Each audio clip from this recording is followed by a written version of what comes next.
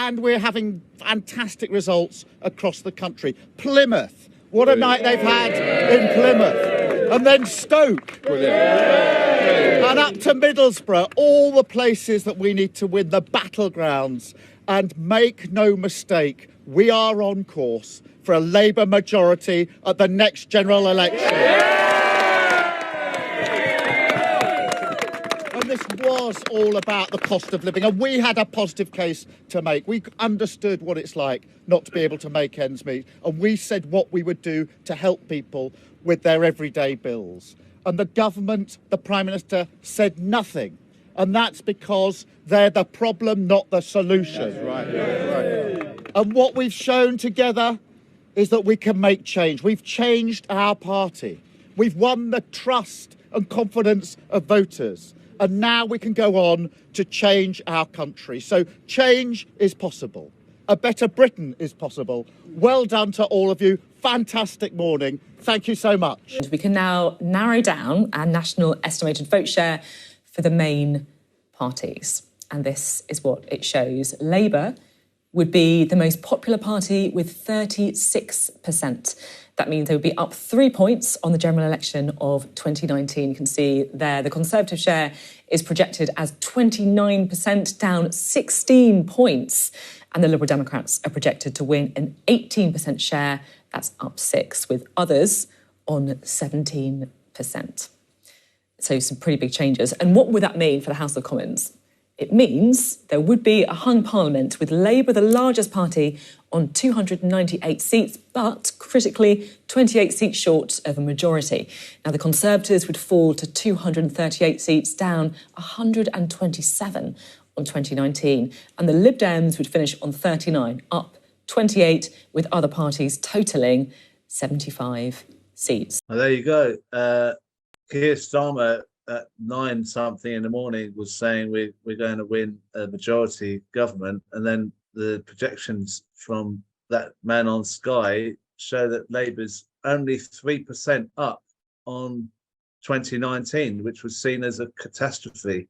What do you make of all that? Yeah, I mean, it's interesting, isn't it? Because I think the Labour Party leadership, the front bench, were out very early on. It's called setting the narrative, isn't it? And the narrative that they wanted everybody to hear, and doesn't really matter what the experts say or the pollsters and analysts and so on, because if you can get enough people to believe that it's been a tremendous success, then that's very much Starmer's style, isn't it? But I think it's very interesting, actually, the results. They're complex, obviously, and there's no doubting that Labour have won, a number of councils. I think they're on 19 as things stand, new councils, and I think there's over 500 new councillors. But when you look at it, like you had 36% there. Sky were estimating on a projected kind of national vote, sort of for the general election. I think BBC had 35. So and that is nowhere near what the PR say. Keir Starmer goes down to Medway in Kent and says, you blew the doors off, and it sounds very impressive, but actually the reality of it is that they haven't moved very much. But it looked, from what I could see, that the turnout was down in a hell of a lot of places, and especially in working class parts of the north. So that's not, I mean, maybe they don't care about that, but to me that's a huge issue, and maybe the story of these local elections and maybe last year's as well. In those projections, not having a majority, do you think that will change Starmer's approach? Do you think that he'll go away and think, we better bring a bit more back of the old Labour that we had before? How do you see him playing this? How do you imagine he'll do this now? I think the problem is that there's a kind of group around him in terms of a parliamentary group, but also probably the people he's gathered around him in his leadership office that won't allow that to happen. So they won't want any. I mean, from their point of view, they've kind of won the party back on the basis of a ruthless approach. So I think they're just gonna try and replicate that for the electorate and tell them, the hard truths that, people aren't getting pay rises, not under this Labour government, and if we make any changes at all, it will be subject to austerity budgets and so on. So I mean, I can't see that happening, but I think it's a disaster. By the way, I think it's a disaster for them electorally. I think what I suspect might happen, and I know other people have said this, but in 2017 we were over 20% down in the polls at the beginning of that election Yeah. period, and we kind of, it started off slowly, but we started to make ground, and you could feel the momentum that was, sorry of the pun, but that we could feel it coming, and feel that you were, because of the policies that we were coming out with, they were popular. People were talking about it a lot as well. People it felt like the voters, the general public, were interested in what we were saying, and we were giving them lots to talk about and think about. The opposite is going to happen this time, isn't it? So we get into assuming that I'm right, and there isn't a kind of shift from Starmer and Starmer's team. What they're going to go into a general election period saying is, there isn't much. We're just going to do this slightly better than the Tories, and they're not going to have much to say in that election period. And I think the focus then will be about, things that Starmer said, the dishonesty, some of the way that he's maybe treated his own party, councillors, and so on. You've seen people win today. Tremendous results from people that have been literally kicked out of the Labour Party, which is, astonishing, like own goals. You look at few months ago, we were talking about leads of 25%, 30%, and it just seemed to be that Starmer was unstoppable, and he cleaned out his party, he cleared it out of all those awful socialists, and it was just a kind of formality, really. And now we're talking about a lead, with actual voters, because those leads were all based on polling, which we know isn't as accurate as actual voters turning out and putting their cross next to your ballot paper. And I think a lot of us have suspected from by-elections that you've kind of looked at over the last few years, that the actual vote in local by-elections have not been as impressive as the polling. So, I think that they are. If I was one of Starmer's team right now, I'd be seriously worried, because I think that's shrinking. That lead is shrinking all the time. They haven't got an awful lot of in terms of response, unless they ditch the strategy, which has been to say as little as possible and to try and strip down the policy offer as much as possible, and kind of disown those manifestos. And I can't see that happening. Then really they're in a bit of a prison, aren't they? Because how do they get out of that? I mean, the vote for the Greens is interesting, isn't it? Because I think they have gained over 200 councillors today.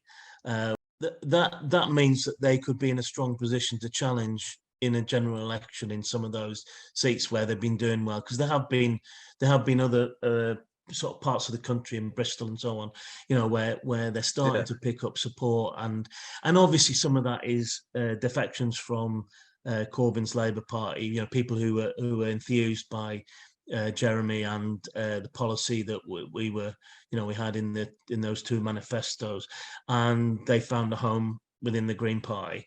So that is a threat. But then there's also probably, I think it'll be a little bit haphazard, because I think in terms of anything sort of coming together very sort of strongly, and in terms of an election, of a general election, there probably isn't anything. But I think there will be some independents that will stand and that will be popular.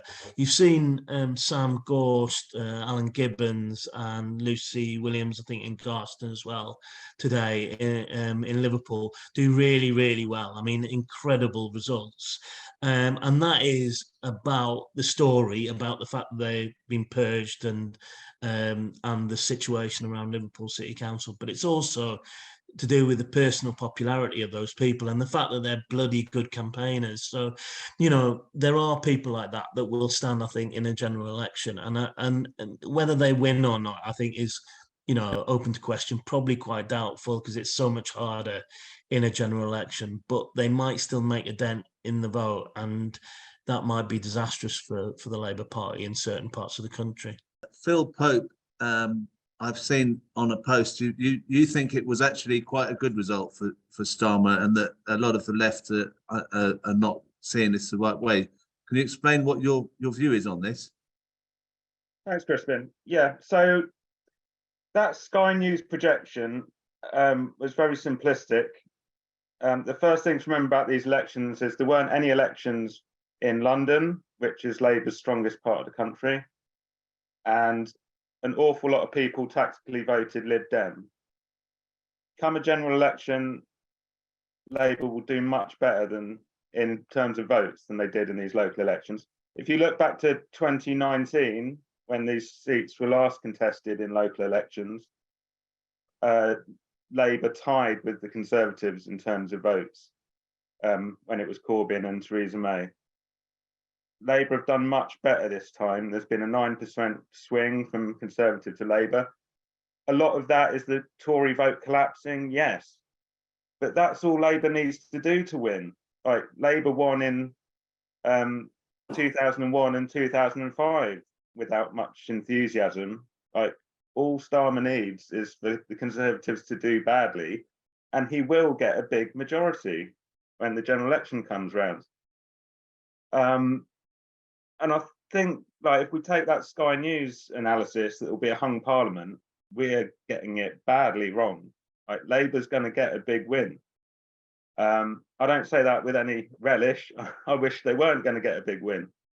But we've got to be aware of that, because the Socialist Campaign Group will have no leverage in the next parliament. They will be a fringe group. They will be ignored.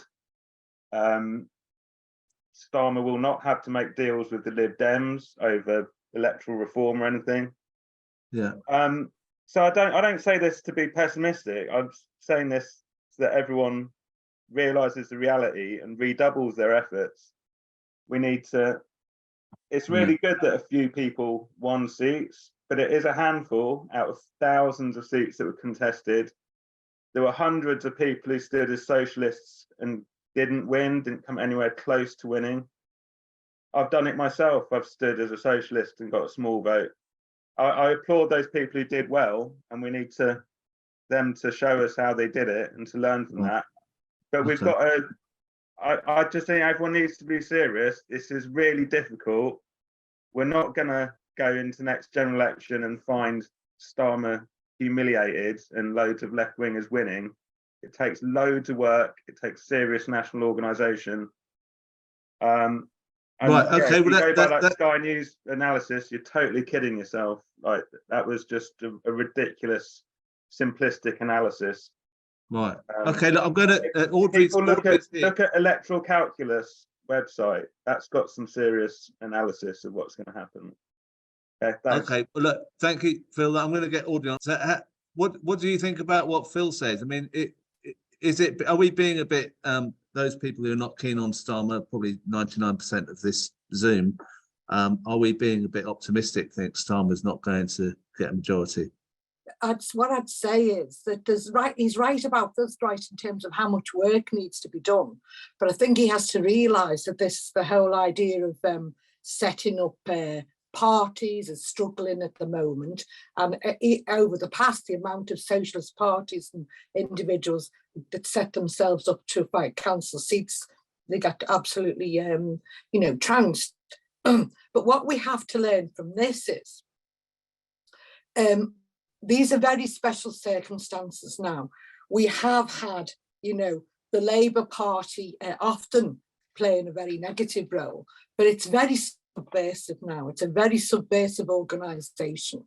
And because they've got a bankruptcy of ideas, absolutely no difference between the philosophy and the policies that were behind the Tories and the Labour and the Lib Dems and all the rest of them, is because there's no difference, because there isn't a real alternative. And the only alternative is socialism. Because, the planet and, the poverty in the country and, all these things, the war, the big build up to, possibly a third world war, there is a real critical mass here. And what we have to learn from these results. And what we found out is because the Labour Party has no policies or argument, they've had to go to the depths of viciousness, dirty tricks, absolute filth, particularly against Sam Ghost and against me. I mean, I've shown Sam today some of the stuff against me from the same people. Absolute filth, gutter stuff. Never seen anything like it. So this is what we're putting ourselves against now. If we're independents, we've got to have the policies. We've got to be clear about our policies. And in some cases, people weren't. I think this group, the Salt of the Earth, they did get in touch with me and asked me for my support a while ago. And I just asked them what their policies were. I never heard a word from them since. Now, it just shows you, even without policies, 14 of them won their seats. And it was done from a pub landlord. I mean, he was a very popular man. I mean, he's a high profile man in that area. He was very ill and he did a podcast or a blog about his illness. He's a singer. He can, all the rest of it. So it was quite a few unique things, but the work they did got them the power. And we don't want power. We don't want, just like we don't want a Labour government that's going to be 100% Tory, do we? We may as, doesn't matter. You wouldn't go out. You're not inspired to go out with these people. But if you have policies like Corbyn did and drew all of the left together, so if we unite around policies, I always say it doesn't matter whether you're in the Green Party, the Labour Party, wherever, stand on the same policies, which is the 2017 election manifesto. We then go forward. We don't go forward and we just have independence for independence sake, because all the other main parties, the three main parties, are bankrupt of ideas. The neoconservative, basically, they are without an alternative to the whole. So they're not socialists, in other words, real socialists. So we have to talk. Sorry, I'm ranting here, but I really. But do you think, for example, that we're talking to Sam and Lucy about the Liverpool situation, and Sam was saying that if someone stood there, they might have a good chance. I mean, is that something we could look for? Is building from what happened in Liverpool in the week to the parliamentary election? Absolutely, 100%. I think if we can, if we, I say this a few times on this show, I've said it a few times, fight where you stand, but stick to the policies and fight for the policies with every fibre of your being. If you get expelled from Labour, well and good. But identify ourselves. We need to be able to identify ourselves, even if it's by saying, I support the manifesto, or list all the things that were really progressive, which drew the crowds. Every section of the left got behind. Can I just come in? I mean, I'm just thinking about the Ukraine war. I mean, no party is saying anything against arming Ukraine. If there were a party that put that in a manifesto, that would get attention, wouldn't it? It would, absolutely. You've got to have some elan. You've got to have, you've got to be brave. You've got to be brave and put yourself out there, say what you believe. don't, we've had this intimidation within the Labour Party. We've had this, don't use the S word, the socialism word. These policies we know that these policies are even popular with their Tories, things like taking back, like the post office, the railways, the water companies, the electric. We know all that. Why is it not being used by any of these parties to get? Because I'll tell you why, because they've got to deliver. So you've got to be a socialist to get behind those ideas. I mean, I realise there'll be a lot of discussions about this further on, but I think if there were a few policies that all candidates who were standing as independent left candidates, or whatever they want to call themselves, if they all signed up for those, we could all kind of, it's an unofficial party, we could all just go along with those, couldn't we? Well, you're dead right, honestly. Ideally we'd have a party now, but the party that we did have over the decades has been subverted from the interest of the work, from representing the interest of the working class. It's every time we're talking about anything other than policies, we're failing working class people. Well, not just middle class, self-employed, unemployed, everybody, pensioners. Yeah. We are when we're not talking, and you know what they've been successful in doing is diverting everybody from discussing the policies, and that's what was got to be first and centre with everything we say and do. I'll tell you why, Crispin, there's been a real hardening of attitudes now from the media, the police, the MPs, the law, the judiciary. Everything is hardened against the interests of working class people. We've seen it today on your programme, listening to Uda and the protests against the bloody coronation and all the rest of it. A real hardening. We've got to harden ourselves. We've had bitter lessons. Don't get despondent. Don't get all this. There's a lot of anger out there. Tap into that anger. Yeah. In terms of what's the solution to this salt of the earth. What are they going to do differently? How are they going to? Okay, they're in now. Let's hope that they come. And one of the things is, which is good about them, they did have, read up a little bit. They had 3 public meetings. They had surveys and all the rest of it. And of course, they've got a centre like the pub to go into. They've had iPads, I think, to help people get into. To register for voting and get the ID and all this. So you do need the work, you need a bit of luck, you need massive campaigns, and never mind I've sent a leaflet out. We need to be going back to the old stuff of knocking on doors and talking to people and knowing what their concerns are.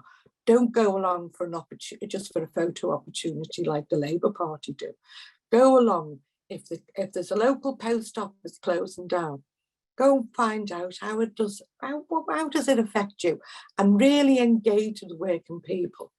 You will really, and that's what's been happening, and that's how it's done.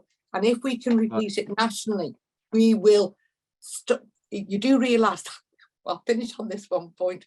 You do realise this idea of a hung parliament, which was at Sky or was predicting. It does mean that the power is in the hands of independents, doesn't it? That's why we need to stop now, right now, in every area. You should also be preparing yourself now. Who do you think would be best? Which MPs should we be targeting? Start doing that work right now and building the credibility of that person you want to be the MP. Get them on board and organise ourselves and tell you what, we will change society. We really will.